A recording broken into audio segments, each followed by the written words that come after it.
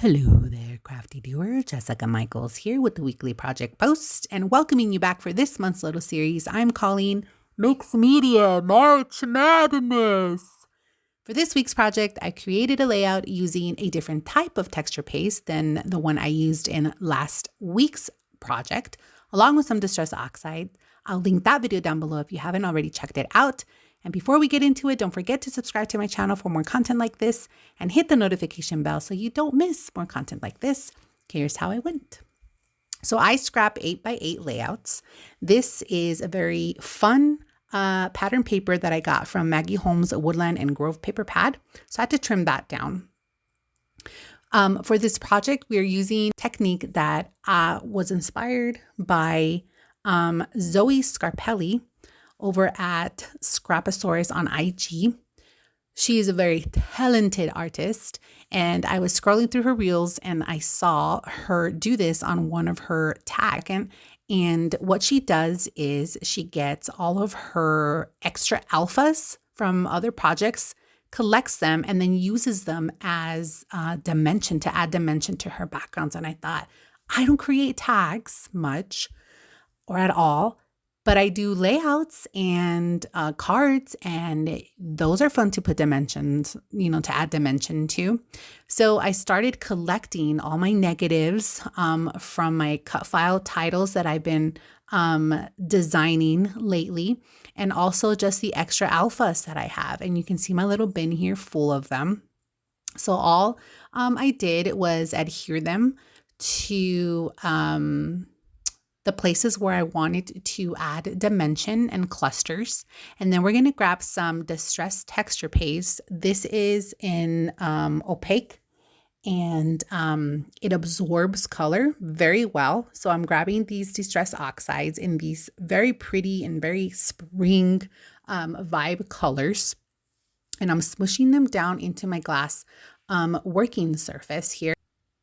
I do go back and forth between these 4 specific colors, and then I end up grabbing, I think it's like 4 more, because what I'm trying to do is match the color as close as possible to the pattern paper. What I end up doing is just mixing the 2 colors until I get the shade that I like. So you see the consistency of this texture paste.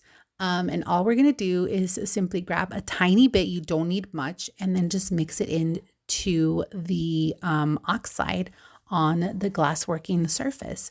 So I feel like the Salvage Patina was a little too bright, and all I did was grab some Distress Spray Stain and peeled paint and mix that up a little bit, and I got the perfect color, at least that I like, and it was a better match to the green checkered up over on the top left-hand corner. So the goal here is just to cover all the letters. They're all scraps and they're mixed match, all from different projects. So we want to cover the colors up. We don't want any of that, the purple or the fuchsia or the maroon or even the gold up there to pop out, to pop.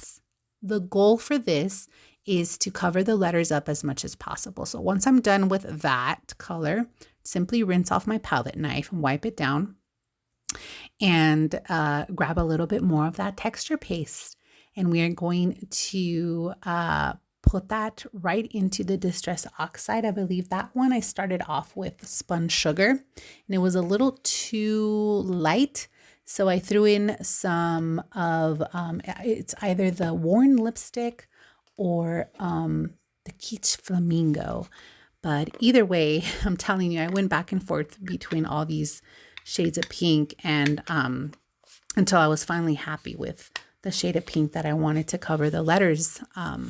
So for this gold checkered pattern, I started off with, I believe, fossilized amber, and it was a little too bright. So I just spritzed a tiny bit of that walnut stain, and I think it was the perfect shade. And again, I do the same thing for the 4th color. I start off with some dried marigold and end up, nope, I grabbed the dried marigold right now. That's what it was, because the spun sugar above was a little, or the salt water taffy. Look, the color names of the colors I don't think really matters. And I will have those linked down below for you. But the whole idea is just that you are able to mix your colors with this texture paste. It will pick it up beautifully, as you see here. So I totally forgot to finish putting the texture paste on top of the letters there on the bottom. I got really excited and I wanted to play with the mixing of the colors, but I was able to recreate that color and then finish that off. So the next thing I'm going to do here is spritz the areas, the texture that has texture paste, with a little bit of water, and I get the end of my paintbrush and I start just tracing the letters all around to help them really pop. Yes, I could have totally used a scoring tool, but the paintbrush was closer, so I end up using that. I tend to do that a lot. I tend to use my craft supplies and products in ways that they weren't really intended to be used, but that is the beauty of the process of creating, right? So I bet there's something that you use that you're not supposed to use that way, right? Let me know in the comments. I want to read about your downfalls. I'm just kidding. Just let me know. There might be a tip for me.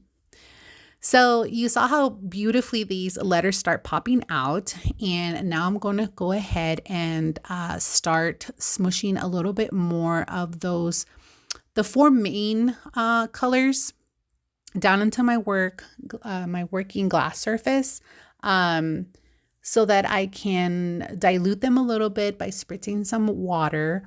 And then it's going to be my way of helping the letters pop out a little bit more. Essentially, I'm highlighting them. So I start off with recreating the teal. In fact, I try to make each shade just a tad bit darker. And this is the result that you get. Look how beautifully they start popping out, right?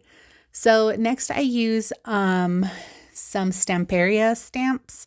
And we're going to start building up clusters. So I start with the fossilized amber and I start layering up the stencils. I end up using 1, 2, 3 different stamps, all from the same stamp collection, and just wiping in between. But the first stamp I use is like a compass, little compass image. The second one here is just some lettering. So next, this is the third and final stamp. This is a really cool one because it really adds a little, I think like a little pop. It's very bold. And then it also, like, I was tempted to splatter these colors on top of it, but I didn't want, I don't know. I don't know why I didn't. I ended up using the Dina Wakley spray gloss instead. And I think that I was tempted to add some black splatter. And you'll see what I end up doing with the black. But I grabbed my X-Acto knife and then just distress the edges. And then my little one was in here crafting with me, and you can see she accidentally smeared some orange paint on there. So originally I was going to center this, but I wanted to hide that. So I just shifted it off to the left, and it ends up looking really well, I think. I use what's left of my Simple Stories Retro Summer sticker page. I use this as a title because the photo I am scrapping is us in Florida last year. And we're just walking up and down the strip at the beach. And so that's why these are the colors that I chose. It's perfect also for the season now because it's spring, and I feel like these colors are very, very appropriate for the spring season. But I end up getting my ultrafine Sharpie and just adding some lines all around the border of that mixed media page. And then I grab my handy dandy rando sequin and just add a little sparkle to the page. And then I start adding a little bit of thread-like doodling, just to kind of add some black into the page. But here it is after adding a little bit more stickers. I really appreciate you for watching. I hope you subscribe if you haven't already, so you can continue to watch more of my Mixed Media March madness, and see how you can easily add mixed media to your projects. Let me know in the comments section below if you have any mediums that you would like to see me play with. And I want you to remember that you create because you were fearfully and wonderfully created. And don't forget that you belong, even if paper crafting isn't your thing.